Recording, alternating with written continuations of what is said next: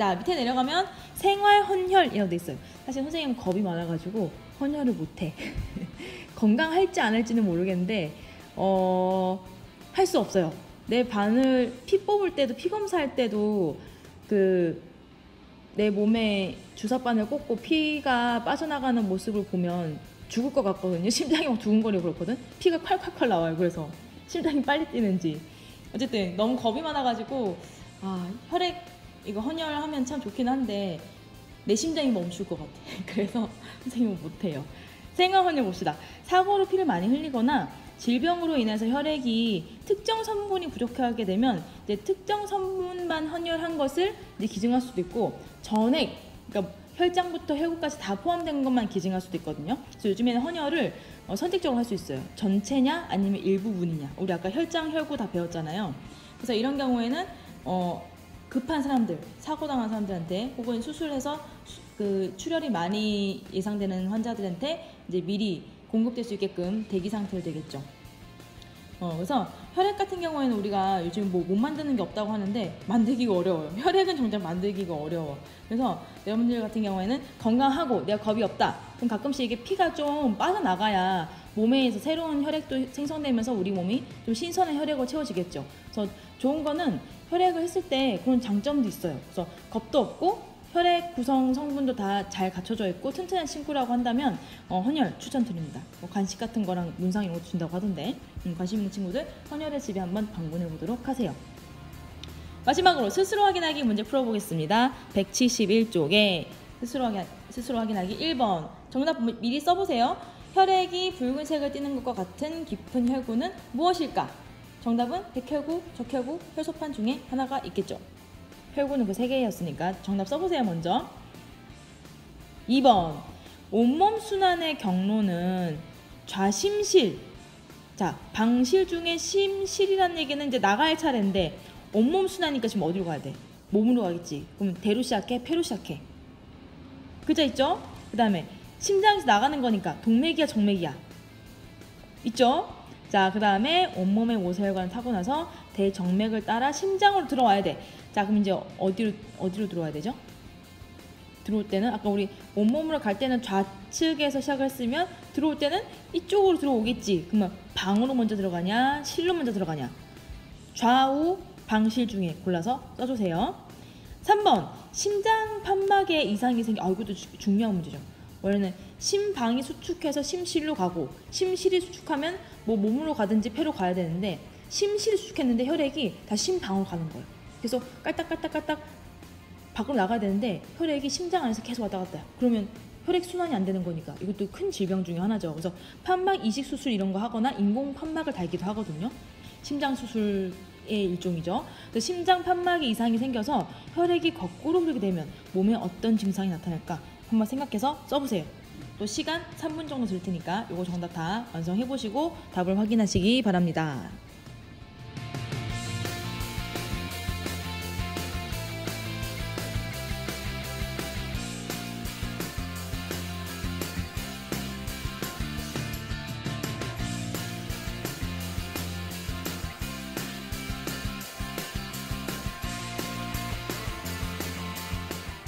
자, 답을 한번 확인해 볼까요?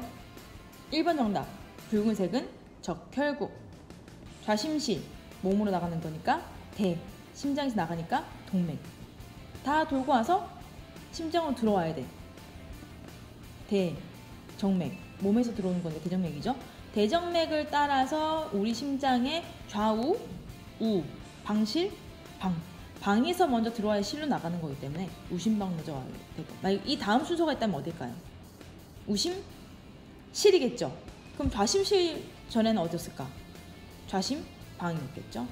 그렇게.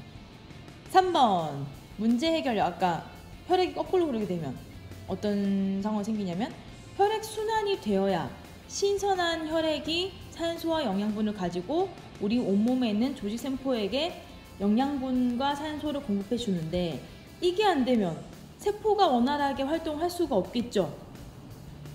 그러면 생명 활동이 어려워지지. 그다음 갑자기 깨부닥 주는 게 아니고 이제 이 세포들이 원활하게 영양소도 만들고 공급받고 이렇게 할 수가 없기 때문에 효율이 떨어져요. 사람 효율이. 그래서 조금만 움직여도 숨이 차. 보통 뛰어야 숨이 차는데 이게 잘 공급이 안 되다 보니까 그냥 조금만 움직여 숨이 차버리는 증상이 나타난다고 합니다.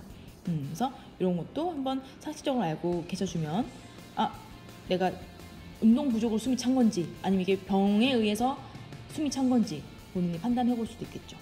이렇게 해서 혈액순환 170, 171조 굉장히 페이지는 한바닥인데 중요한 내용들로 구성되어 있었습니다. 마지막 탐구활동 하나 볼게요. 172조.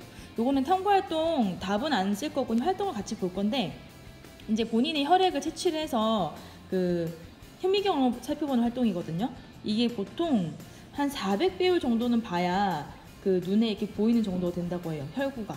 그래서 지금 보이는 요게 백혈구고요. 동글동글한 게 적혈구, 조그만한 게 혈소판. 근데 따라서 혈소판은 잘 안 보이기도 한데요. 너무 작기 때문에. 그래서 특징인 게 적혈구는 붉은색, 그죠? 근데 백혈구는 색깔이 중간에 얘가 핵이 보라색으로 관찰돼요. 왜냐면 김사액이라는 그 액체가 있거든요. 그 소독이 아니고 뭐냐, 염색약이라고 생각을 하면 돼요. 근데 이 염색약이 다 염색시키는 게 아니고 이 백혈구의 핵 부분만 염색을 시키기 때문에 백혈구의 핵을 염색시키는 액체다. 그리고 이제 이 실험을 하기 전에 에탄올을 타줘요. 먼저 에탄올을 떨어뜨려 주는데 에탄올은 적혈구를 고정시켜주는 효과가 있다고 합니다. 이게 적혈구뿐만 아니라 백혈구도 그렇고 이렇게 모양을 일정하게 해준대. 뭔가 고정 마취 느낌이라고 생각하면 돼요. 알코올 종류니까. 그래서 에탄올의 역할은 딱 고정해주는 거, 모양을. 김사액의 역할은 백혈구의 핵을 염색해주는 거. 이렇게 우리 몸에서 혈구를 관측할 수 있는 부분, 이 혈액을 조금만 채취하면 현미경을 볼 수 있습니다.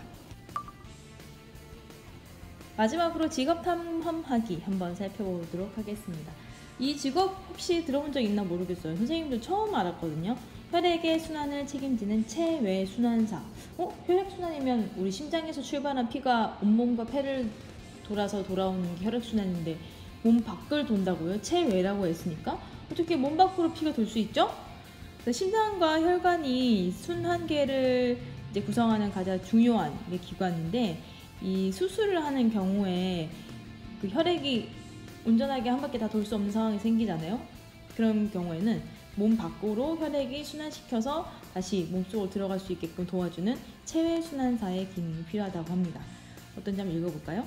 심장은 우리 몸에서 매우 중요한 기관 중 하나이다. 심장에 이상이 생겨서 수술을 하려면 심장의 기능을 정지시켜야 하는 경우가 있는데 이때 심장의 기능을 대신해주는 인공심폐기를 담당하는 전문 의료인이 바로 체외순환사이다. 체외순환사와의 인터뷰를 통해서 체외순환사에 대해 좀 더 자세하게 알아보자.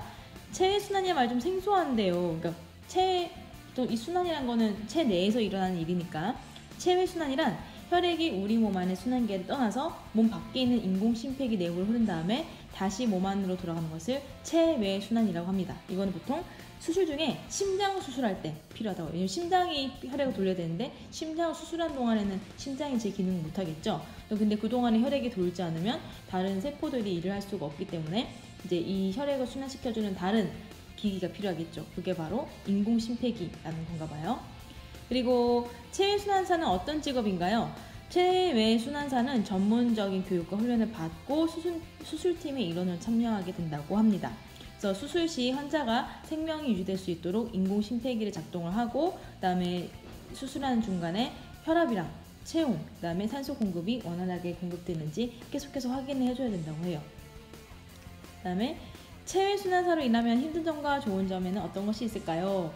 응급 환자의 수술이 갑자기 생기면 20-30분 이내에 수술이 시작될 수 있기 때문에 항상 대기 상태라고 합니다. 그리고 이제 수술 시간이 길어지게 되면 그만큼 수술에 참여하는 시간도 길기 때문에 많이 필요하겠죠. 하지만 성공적으로 끝났을 때 많은 보람을 느낀다고 합니다. 체외순환사가 되려면 어떻게 해야 하나요? 현재는 간호사 출신의 체외순환사가 많아요. 일단 병원에서 근무를 하게 되니까 보건학이나 간호학을 전공하는 것이 좋답니다. 이렇게 해서 단원 끝에 새로운 직업에 대해서 한번 알게 되었는데요. 여러분들 이 직업 말고도 이 지금 단원 같은 경우는 의료계와 관련된 단원이죠. 혹시나 이쪽 분야에 관심 있는 친구들은 한번 열심히 배워서 꿈을 키워볼 수 있도록 합시다. 여기까지예요. 혈액순환 내용 마치겠습니다. 다음 강좌에서 함께 만나요. 안녕.